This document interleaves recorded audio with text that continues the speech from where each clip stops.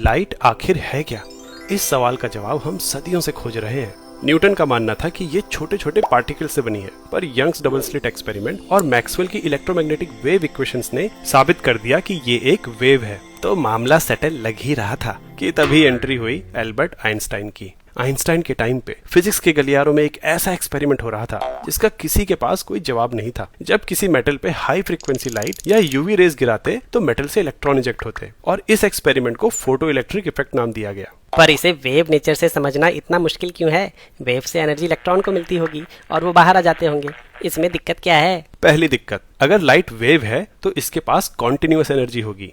Low frequency light के लिए भी इलेक्ट्रॉन धीरे धीरे एनर्जी अब्सॉर्ब कर सकता है और बाहर आ सकता है, लेकिन ऐसा होता नहीं। लो फ्रीक्वेंसी पे इलेक्ट्रॉन मेटल से इजेक्ट होते ही नहीं।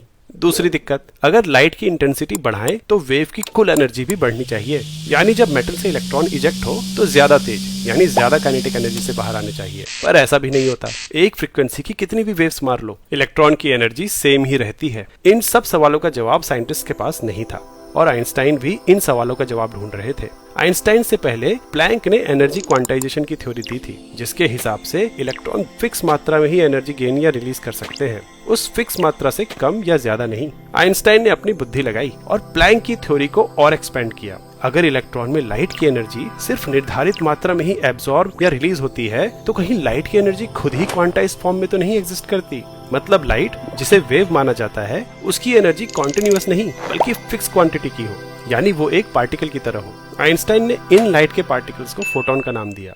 इसे एक एनालॉजी से समझते हैं। मान लो एक पेड़ पे तुम्हारी बॉल फंस गई, जो कि यहाँ इलेक्ट्रॉन को दर्शाता है। अब तुम्हें उसे नीचे लाने के लिए पत्थर यानी फोटॉन्स मारने हैं। अगर पत्थर बहुत छोटे हैं तो तुम कितने भी मार लो, बॉल नीचे नहीं आएगी, यानी फोटॉन के पास एनर्जी कम है।